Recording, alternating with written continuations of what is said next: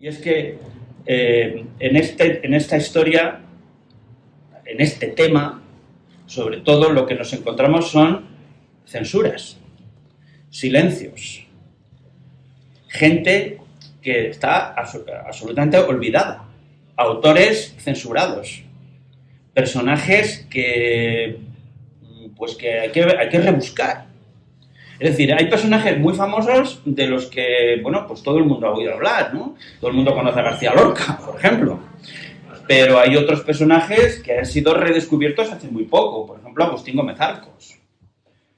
O hay otros que no se les conoce mucho, como Miguel Espinosa, por ejemplo, que precisamente por su homosexualidad pues fue expulsado de su cátedra en Valladolid a principios de los 70 y resulta que tuvo que ganarse la vida como vendedor de, pues, no sé de qué, de máquinas de estas, de pelar naranjas, o de que, en fin, el caso es que tampoco pudo ni ejercitar su profesión, ni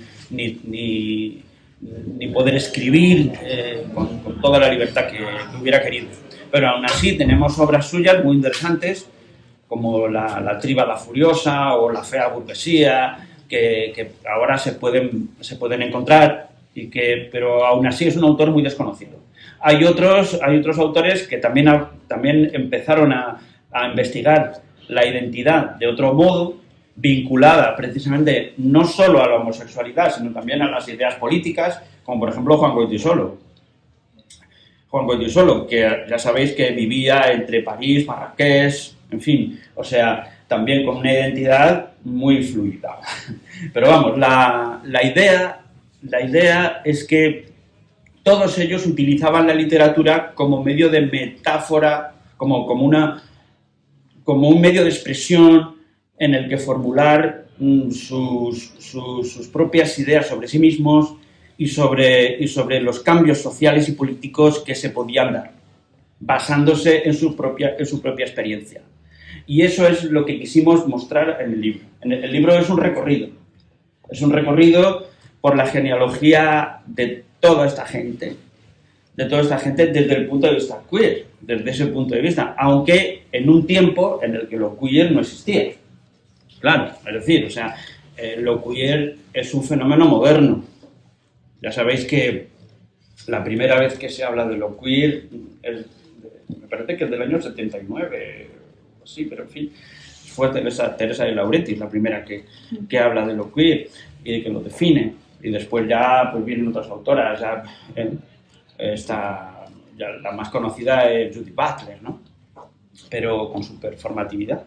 Pero claro, o sea, el fenómeno más interesante y de lo que a mí se me quedó grabado fundamentalmente fue el concepto de cuerpos desechables de Judith Butler, ¿no?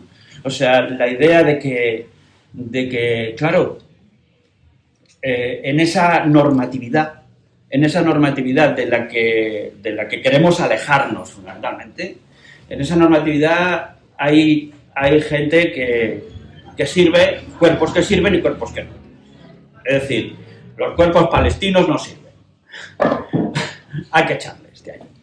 Y yo creo que, en fin, o sea, les falta nada para decidir que hay que exterminarlos a todos.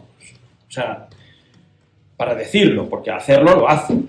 Pero vamos, o sea, los cuerpos desechables que son ellos, que son pues los emigrantes, que son pues todos aquellos que no entran en esa jerarquía que tiene que ver con la etnia, que tiene que ver con la capacidad, que tiene que ver con la sexualidad, es decir, o sea, porque todo herencia de esa heterosexualidad obligatoria y ese patriarcado obligatorio que es el que fundamenta las claves de nuestra sociedad, ¿no? Que es lo que ha construido precisamente nuestra sociedad. Además, todo eso unido a un capitalismo rampante que ha utilizado precisamente el heteropatriarcado para proyectarlo en la sociedad de consumo. Entonces, a partir de ahí hemos visto que hay un montón de personas, un montón de autores que seguían estos parámetros, que continuaban esta lucha. Entonces, pues dijimos, bueno, pues vamos a buscar a ver dónde están, a ver quiénes son.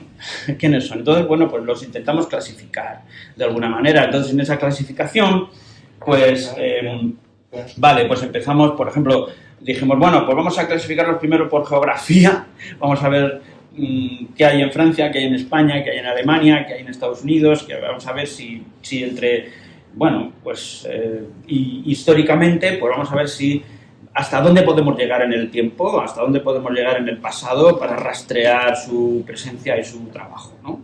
Bueno, pues por ejemplo, en el caso francés, pues dijimos, bueno, pues vamos a ver el caso de Rimbaud y Verlaine. Rimbaud es un personaje muy particular, muy curioso, es decir, su relación con Verlaine es interesante porque cuando viven juntos, Verlaine vive con su mujer también. Entonces ahí se establece una historia extraña, porque no sé si sabéis que en Francia nunca se penalizó la homosexualidad. La Revolución Francesa eliminó la sodomía como delito, curiosamente. La llamaba delito imaginario. Entonces eso yo no lo sabía hasta que lo investigué aquí. Entonces, pero claro, el problema no era tanto la cuestión legal, sino la cuestión moral. Socialmente hablando, la sociedad, esa sociedad burguesa no podía permitir ciertas cosas. Entonces, no se les condenaba por homosexuales, sino por escándalo público, por ejemplo. Y bueno, pues también es verdad que para nosotros el caso de Rimbaud y Verlaine representaba el mismo caso que la Rallye y Cogan. ¿Por qué lo digo?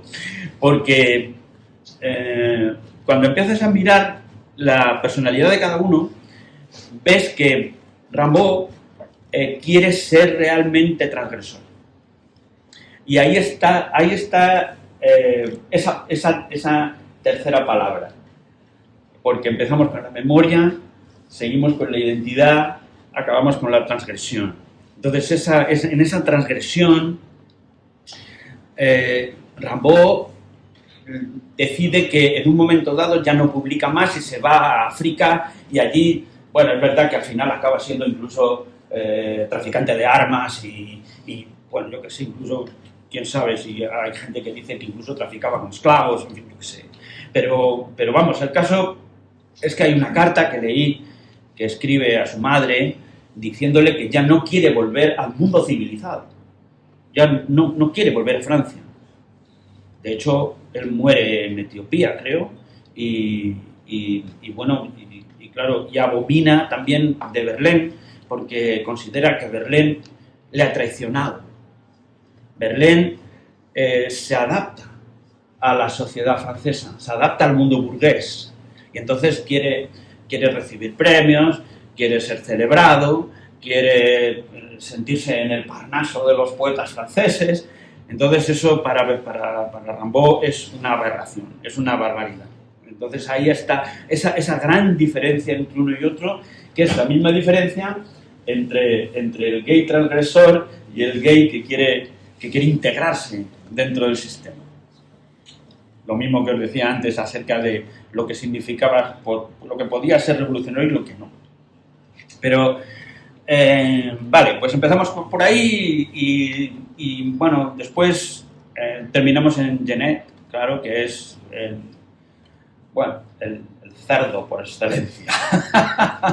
¿Por qué lo digo? Porque utiliza la suciedad como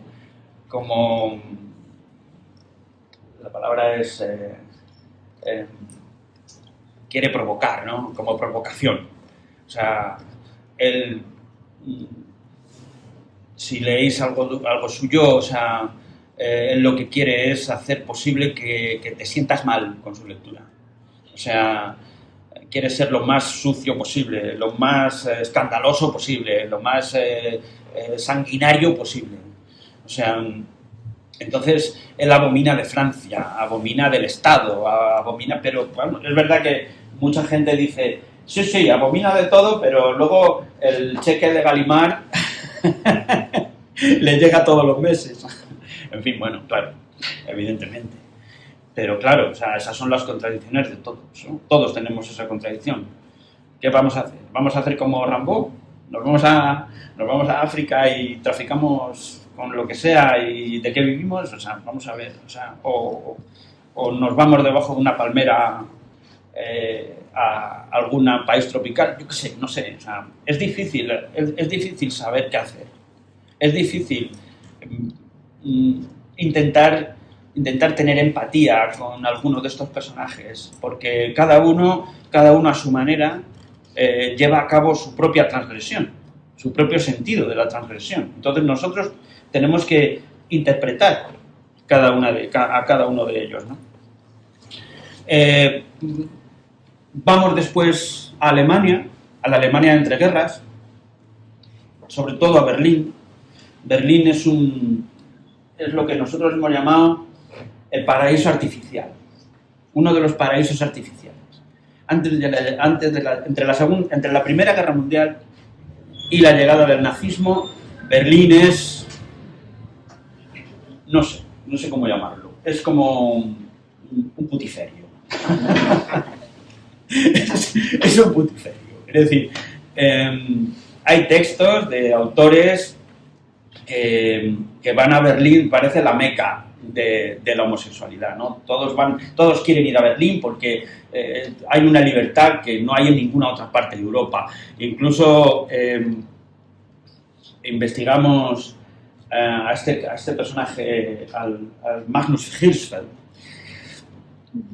que fue el primero que se toma en serio la investigación sobre la sexualidad y crea un instituto de investigación sexual de la sexualidad en Berlín, que luego los nazis se lo cargan, ¿no? Pero claro, o sea, eso en los años 20. O sea, es una historia verdaderamente fenomenal, ¿no? O sea, francamente, o sea, es para haberlo conocido. Pero bueno, porque claro, era el momento de la Bauhaus. Era el momento de unas experiencias de experimentación increíbles, ¿no? Y todo eso, de la noche a la mañana, el nazismo se lo carga, de tal manera que después ya no queda absolutamente nada. Paraísos artificiales que, bueno, que podíamos, a la Segunda República también un poquito, en parte, porque la generación del 27 también se benefició un poco de unos aires de libertad que antes no existían. Entonces, en los años 30, en España, durante la Segunda República, también hubo una capacidad de expresión y de libertad creativa que antes, bueno, existía porque había grandes escritores que pudieron hacerlo, pero con bastantes dificultades. Por ejemplo, pues, hay grandes escritores de la generación anterior, como Valle-Inclán o como Galdós, pero creo que Galdós o Unamuno mismo estuvieron exiliados. Fueron exiliados precisamente por la dictadura de Primo de Rivera, acordaros. Y justo durante la Segunda República hubo muchas mujeres que pudieron escribir, que pudieron publicar, que pudieron expresarse de una manera mucho más libre que antes. Y vamos, o sea, que después ya todo eso también fue borrado de la historia. Las sin sombrero. No sé, supongo que, no sé si habéis visto un documental maravilloso de Tania Bayó, se llama así, Las sin sombrero, tiene una segunda parte que no me acuerdo cómo se titula. Cultas e impecables. Bien, sí. Bueno, pues el caso es que en el libro quisimos recuperarlas. Quisimos un poco llenar ese silencio que me pareció fundamental. O sea, esas mujeres debían estar ahí. Aunque, por ejemplo, claro, o sea, metimos, por ejemplo, casos muy específicos, como por ejemplo el de Elena Fortún. Elena Fortún, lesbiana que tuvo que ocultar su lesbianismo incluso a sus propios compañeros republicanos. Pero lo más interesante de todo, una de las cosas más interesantes, no la más, pero una de las cosas más interesantes es el fenómeno del exilio. El sexilio, como nuestro amigo Javi lo llamaba, ¿no? Javier Sáez, pues, del que hay que recomendar también su último libro, sobre el armario. Muy recomendable. Bueno, el caso es que, Javi Sáez fue un compañero nuestro también de la radio, que fue el primero, por cierto, en traducir la obra de Monique Wittig, el pensamiento heterosexual, que es un libro fundamental para poder entender lo que ella llamaba el régimen heterosexual. Para ella es el fenómeno de la heterosexualidad obligatoria, porque claro, ahora mismo no hay una ley, ¿no?, que obligue, pero es verdad que nuestra educación, nuestra moral, todo ese bagaje cultural que tenemos aquí metido, todavía parece que nos obliga, a ser heterosexuales de una manera casi natural. Entonces, pues eso es una de las cosas que primero nos planteamos como primera cosa que había que eliminar, que había que quitar de la cabeza. Ese prejuicio terrorífico, esa cosa. Cada vez que escucho a un chaval en una escuela o en un instituto decir maricón de mierda, aunque no sea, el problema es que no es consciente de lo que está diciendo. El problema es que eso ya está metido a machamartillo en su cabeza, porque se lo transmite esa sociedad en la que vive, se lo transmiten sus amigos, sus padres, todo el mundo.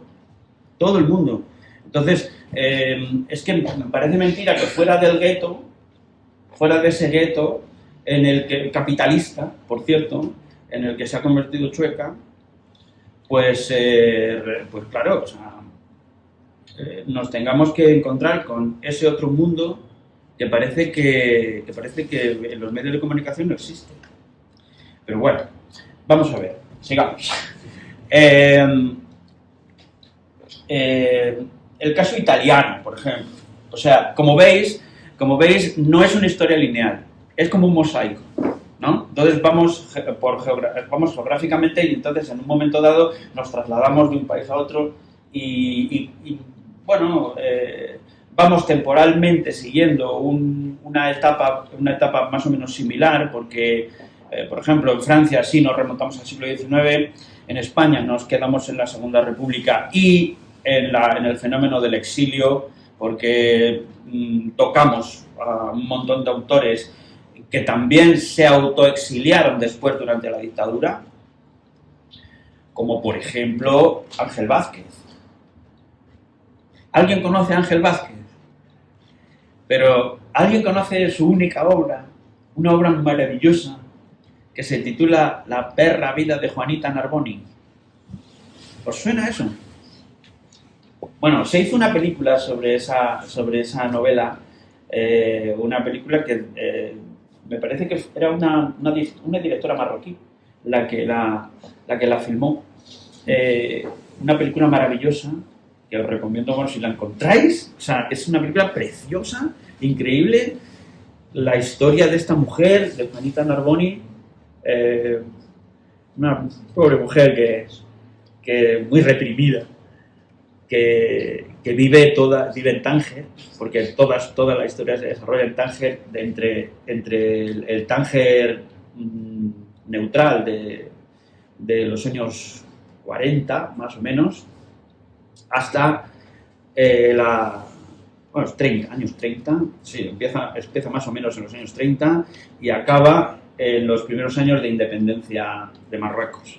Entonces, durante todo ese tiempo se produce una transición en ella impresionante. También, siempre hablamos de lo mismo, ¿no? De los cambios de identidad. Se cambia la identidad de la ciudad y conforme cambia la identidad de la ciudad, también va cambiando su propia identidad. Una cosa bastante interesante, bastante increíble. Y bueno, después, pues, y en el caso alemán, en la época de la entreguerras, en Berlín, y en el caso italiano, pues la homosexualidad durante el fascismo es dura.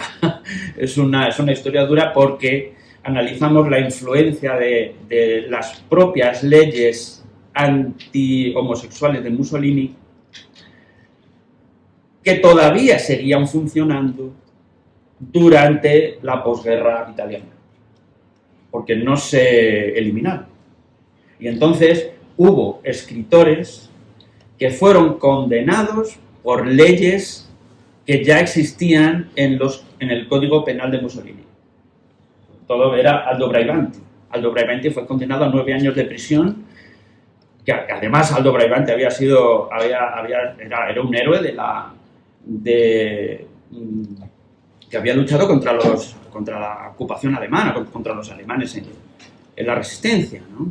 Y le condenaron en el año 1969 por corrupción de menores, utilizando una ley de la época de Mussolini.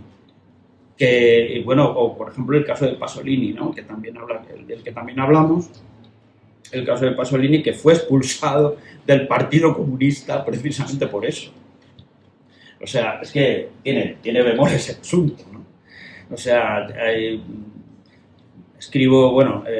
cito una carta que el propio Pasolini escribe al secretario general del Partido Comunista Italiano a finales de los años 40, en la que él expresa su compromiso aún con la ideología comunista a pesar de haber sido expulsado del Partido Comunista, diciendo que intentando descargarse de cualquier acusación que le estaban haciendo entonces, ¿no? Pero claro, y después él apoyó al propio Braibanti cuando en el año 69 le quieren hacer lo mismo prácticamente y le condenaron. Pero bueno, en el caso alemán, es que me estoy acordando así a bote pronto, ¿no? En el caso alemán también es interesante, y lo citamos al final, cómo hay escritores y directores de cine, como Fassbinder, por ejemplo, que intentan demostrar la persistencia del nazismo después en la democracia alemana. Si habéis visto algunas películas de Fassbinder, comprobaréis que, por ejemplo, en El matrimonio de María Braun o en La ansiedad de Verónica Voss o en algunas otras, de repente se observa esta enorme presencia de la ideología nazi dentro de la mentalidad del pueblo alemán. O sea, él lo denuncia. Entonces, ahí también está presente lo que nosotros llamamos esa ideología que penetra en la identidad nacional, que ese es el otro tipo de identidad que también me parece fundamental tener en cuenta. Y después me parece que... Vamos a ver... Sí, aparte de la geografía, vamos en los 2 últimos capítulos, que me parecieron bastante reveladores, porque estos los añadí después, pero me pareció que había que terminar con ellos.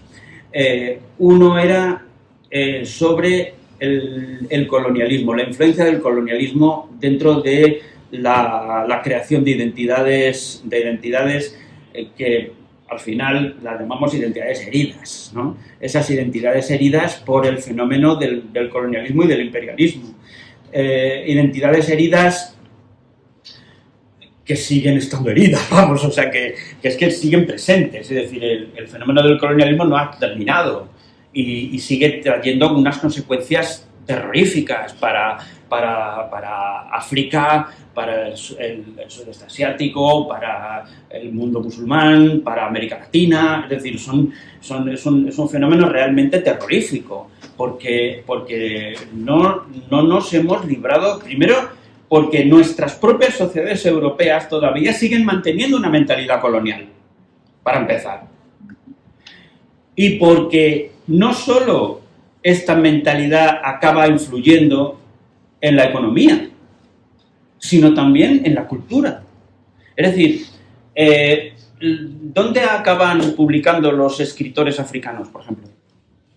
¿En África? ¿Quién lee en África? El nivel de analfabetismo en África es enorme. Y la capacidad de publicación también. Por lo tanto, ¿de qué vive un escritor africano? ¿Quién le paga? ¿Dónde publica? ¿Quién le lee? La identidad de ese señor, ¿cómo se forma? Es decir, por ejemplo, analizamos aquí a varios escritores marroquíes, por ejemplo, a Abdellah Taya, a Leila Slimani, o escritores que viven en la frontera entre México y Estados Unidos.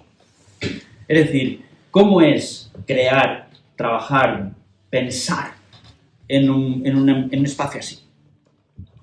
Es decir, ¿cómo se crea la identidad de alguien que tiene que vivir entre esos dos mundos? Entre el mundo, digamos, el mundo civilizado, el mundo del jardín o el mundo de la selva.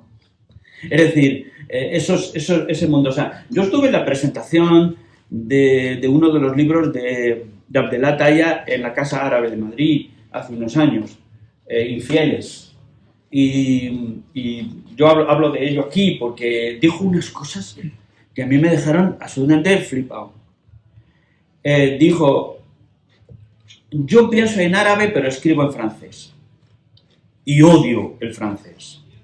Porque es una lengua impuesta. No solo culturalmente, sino mentalmente. Entonces, la idea es que además yo estoy, dijo, yo estoy colonizado, pero al mismo tiempo no puedo regresar a mi país porque soy homosexual. Porque regreso a mi país y de repente alguien me dice, entre el público, que nos citó esta anécdota, me dice, ¿por qué siempre está hablando de su homosexualidad? Deje ya de hablar de eso. Y claro, dices, pero es que forma parte de mí. O sea, ¿cómo no voy a hablar de eso? Si soy eso. Es decir, es una cosa, claro, o sea, porque eso se proyecta en su obra, en su literatura, en su vida, en todo. Entonces, ese ocultamiento le hace autoexiliarse. Entonces, tiene que vivir en París. Además, tiene que vivir en París no solo por eso, sino porque tiene que publicar. ¿Y quién le lee? Pues nosotros, que vivimos en el jardín. Qué barbaridad.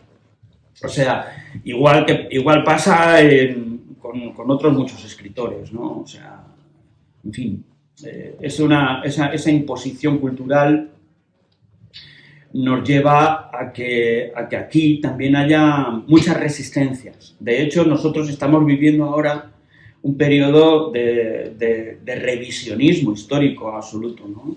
O sea, entonces, pues bueno, lo podéis observar en el auge del nacionalismo. Hay un hipernacionalismo brutal, que se refleja también en el auge de la extrema derecha. Es decir, la extrema derecha está imponiendo su discurso a la gente. Y este discurso pues tiene que ver con el aumento del nacionalismo, de una ideología basada en la superioridad cultural y casi racial. Entonces, a partir de aquí, lo queer se amplía. Ya no es solo sexual. Ahora tiene que cubrir a toda esa área monstruosa que tiene que ver con los desheredados, que tiene que ver con esas identidades heridas que llamamos. Identidades heridas que son las de la emigración, las de los que lo pasan mal porque tienen trabajos precarios, porque sexualmente hablando ya no están dentro de la normatividad, porque tienen unas capacidades mermadas, Es decir, todo eso también importa. Y entonces esos cuerpos que no importan también entrarían dentro de lo queer. ¿Comprendéis? Es algo muy interesante que para nosotros simbolizaba un método de trabajo importante a la hora de terminar el libro. ¿Vale? Entonces, como último pasaje ya definitivo, pues hablamos de la frontera. Es decir, ¿dónde están las fronteras? Porque hay muchas. Entonces estamos hablando de las fronteras de nuestro cuerpo. Estamos hablando de las fronteras físicas, de nuestros límites políticos, pero también estamos hablando de límites que son culturales, raciales, mentales. Entonces esos límites se nos han metido a machamartillo también de una manera brutal. Entonces hay personas que son conscientes de esos límites, que viven en esos límites y también crean. Entonces, por ejemplo, aquí me encontré con una novela muy interesante, con un autor muy interesante, que es Coetzee. No me acuerdo del nombre, el apellido sí. Coetzee fue premio Nobel del sudafricano, que escribió una novela interesantísima que se titula Esperando a los bárbaros, que me recordó a Kafka. También me recordó a Kafka por el tema de la muralla, ¿no? Y también hay otra película, porque esa es otra de las cosas más interesantes que intentamos meter en el libro, que son las versiones cinematográficas de esas novelas, ¿no? Entonces hay una película magnífica, que es la de Valerio Zurlini, también se llama así, ¿no? Los bárbaros esperando a los... eso, sí, esperando a los tártaros o algo así, en fin, no sé. El caso es que van de lo mismo, porque tratan de la frontera. Alguien que está en la frontera esperando un ataque que nunca llega. Entonces es vivir en ese límite, vivir en ese mundo en el que siempre hay peligro, en el que se alimenta la idea del otro como un enemigo increíble y peligrosísimo, pero que nunca se ve, nunca se ha visto. Entonces esa idea del enemigo que no se ve pero que es peligrosísimo es muy poderosa. Es enormemente poderosa. Porque claro, se alimenta de la imaginación. Entonces, a partir de ahí, creo que todos somos un poco víctimas de todo eso. Y claro, eso hay que reconocerlo en nuestro interior y criticarlo, ¿no? O sea, eso es muy interesante, porque hay gente que lo ha denunciado. Entonces, pues, nosotros hemos tratado de averiguar quiénes lo han hecho, y entonces nos encontramos con estas obras que me parecen casi de lectura obligatoria, prácticamente. Y bueno, por eso trata. Y no digo más. Si os ha interesado, pues preguntadme lo que os dé la gana.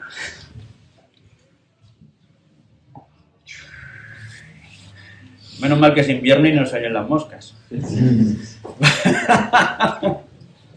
Pero bueno, pues vale. En principio, bueno, a mí lo que me ha interesado es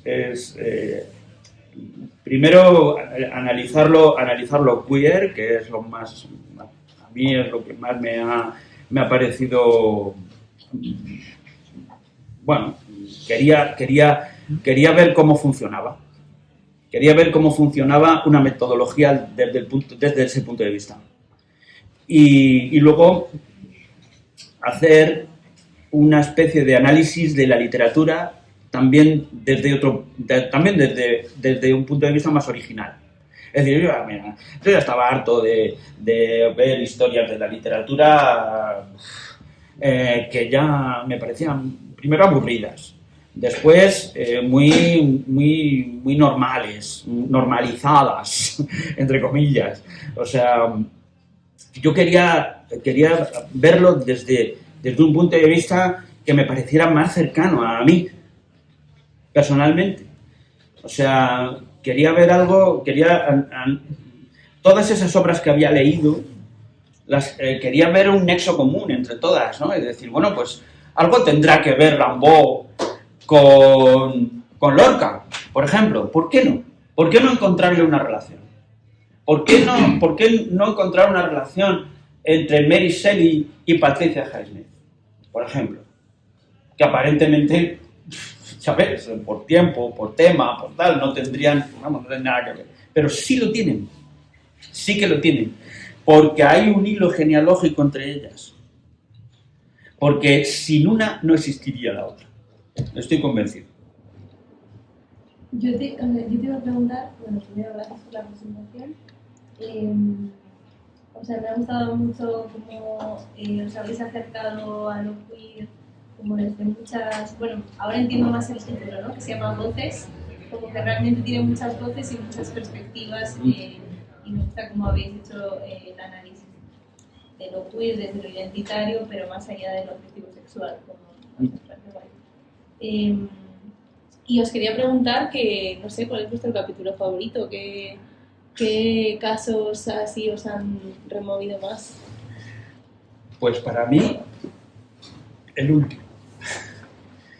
El último capítulo me ha gustado muchísimo hacerlo. Es el capítulo sobre la frontera. Y es un análisis que quiero continuar. Porque esto lo enlazo con lo que antes estaba hablando acerca del prejuicio. O sea, creo que el prejuicio es una de nuestras fronteras que hay que eliminar, que hay que ir eliminando poco a poco. Porque tenemos ese límite, lo tenemos en la puerta de nuestra casa. y entonces, pues, analizando un poco a los autores, ya te digo, por ejemplo, cuando leía y analizaba la obra de Talla, pues entonces lo veía claramente, ¿no? O sea, a través de lo que escribía se veía el sufrimiento. Es que se nota, se transmite. Por ejemplo, Leila Slimani escribe sobre la historia de Marruecos, sobre la historia reciente de Marruecos, desde la perspectiva de la fusión étnica. Habla de, por ejemplo, matrimonios mixtos, de mujeres que se casan con marroquíes y viven en Marruecos y se tienen que adaptar a su cultura, pero con mucha dificultad. O al revés. Madres que de repente tienen dificultades para poder criar a sus hijos en Francia en condiciones bastante precarias. O sea, es gente que transmite ese sufrimiento por no poder vivir de una manera normal su realidad. Entonces esa capacidad, por ejemplo, Alice Senniter, que escribe El arte de perder, se llama la novela, fantástica novela, o sea, que habla de los Harkis, de las familias procedentes de Argelia que tuvieron que regresar a Francia durante el proceso de independencia porque apoyaron a los franceses y ya no tenían cabida en el nuevo país independiente y por lo tanto tuvieron que irse a Francia. Fueron los primeros inmigrantes argelinos en Francia después de la independencia de Argelia. Entonces, y no creas que fueron bien recibidos.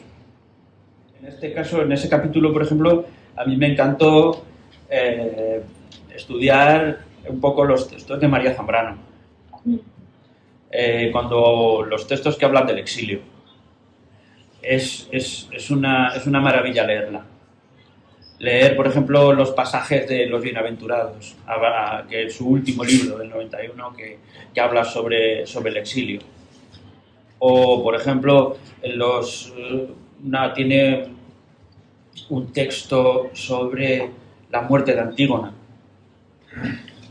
Fantástico, porque para ella el mito de Antígona, la tragedia de Antígona, es un poco la metáfora de la guerra civil. Y ella es Antígona, que al final es enterrada viva, y para ella ese entierro en vida es su propio exilio. Entonces, la idea de sus dos hermanos, Eteocles y Polinices, que se enfrentan entre sí y mueren los dos en la lucha, ella quiere enterrarse con ellos. Y claro, esa es la metáfora la metáfora del desastre de la guerra, del exilio posterior y de cómo ella lo vive. Y de cómo ella se considera una eterna exiliada. De hecho, no quiere volver a España. Ella no quiere regresar. Entonces regresa muy tarde, aunque le dan el premio Cervantes, etcétera, pero no quiere volver. Entonces, a través de esos textos, pues te das cuenta también otra vez de su propio sufrimiento, de esa necesidad de expresar algo que ya no puede callar. Y entonces, claro, pues ella lo llama, tiene un nombre específico, pero ahora no me acuerdo cuál es. Ella considera que su país, que su patria es ya el mundo. Ella ya no... La convencieron para que regresase a España, pero en principio ella no quería volver. Ella volvió a finales de los 80 y publicó aquí Los Bienaventurados en el 91 y murió poco después. Pero vamos, o sea, es la tragedia de todas esas mujeres, de las mujeres, cuando estaba escribiendo Las sin sombrero, sobre Las sin sombrero, me estaba dando cuenta de cómo transmitían su impotencia. La impotencia de un regreso al país, de un regreso a España, a una España que ya no reconocían, a una realidad que ya no era la suya. Y entonces tuvieron que reconvertirse de nuevo. Entonces, pues, hay un poema que cito aquí de Ernestina de Champurcí, que habla sobre cómo ella misma se considera un fantasma dentro de una ciudad que ya no es la suya, que no reconoce. Entonces, esa situación, ¿cómo se llamaba esta mujer? Concha Méndez. Concha Méndez tiene una autobiografía que al final, pues, cuando la lees, es que se te cae el alma a los pies, te lo juro, o sea, es que te hunde un poco, ¿no? Porque dice, voy recorriendo mi casa y no puedo ni mirarme en los espejos, porque ya no me reconozco a mí misma. O sea, es duro que te cagas. Es una sensación de dolor que, bueno, pues claro, o como la propia María Teresa León, la compañera de Alberti, burgalesa, por cierto. Pues la propia María Teresa León, que de repente dice aquello, tiene el poema ese de tengo no sé cómo es el poema, en fin, espérate, me lo voy a buscar. Porque es muy bonito. Dice, qué difícil resulta andar por la ancha tierra de la patria cuando parece ajena. Sí, nos hemos quedado sin patria. Ahora la sentirás más porque estás libre, porque habrás de vivir tierras ajenas, porque tendrás que fiarte de tus recuerdos y no ya de tus ojos. Pero contarás la tragedia inacabable de España mientras nosotros seguiremos deteniendo a las gentes que pasan, tendiendo la mano por los que quedaron aún sin libertad. ¿No ven ustedes? En mi mano derecha llevo 2 lágrimas que ningún viento puede secar. Se llaman España. Vale. Es tremendo, ¿no? O sea, es como es un dolor que llevan constantemente en su interior y que no se les escapa ni aun volviendo. Y eso las marca profundamente. Las marca profundamente porque de repente se encuentran en un limbo. Vuelven al país del que salieron, pero a la vez vuelven a ninguna parte. Entonces pierden su identidad. Han perdido todo. Lo han perdido todo. Absolutamente todo. Hasta sí mismas. Y entonces se encuentran, como Concha Méndez decía, sin reflejo. No se ven. ya su reflejo ha desaparecido. Entonces esa pérdida de identidad es penosa, es penosa. Es como Juan Goytisolo, ¿no?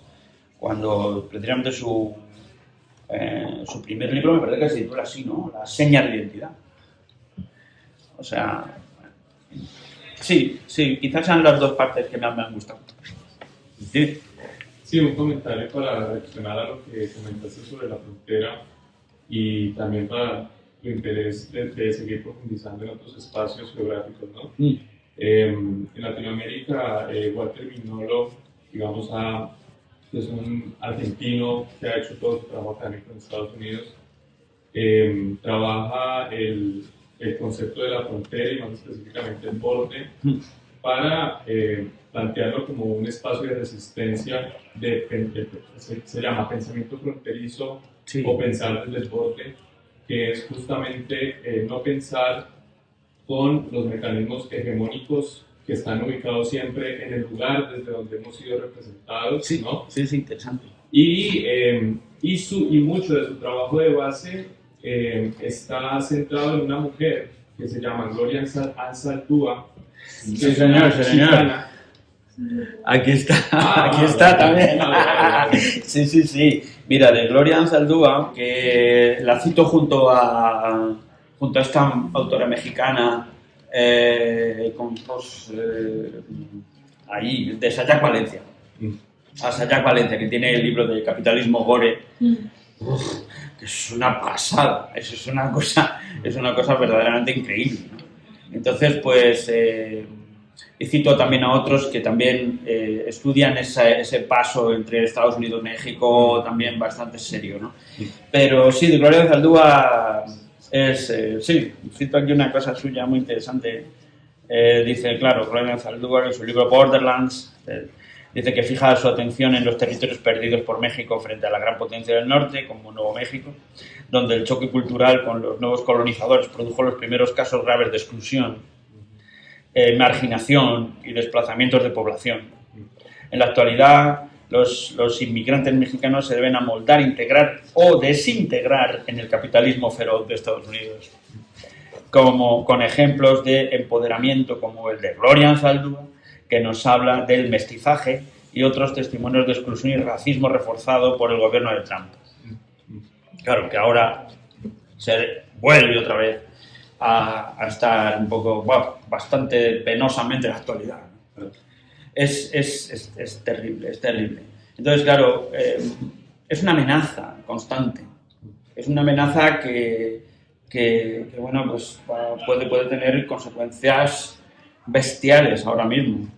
Porque durante el primer gobierno de Trump, todavía había una cierta oposición, una cierta sorpresa también por la... Bueno, y quizá también por parte del propio gobierno norteamericano había cierta contención, pero ahora, ¿sabes cómo están desatados?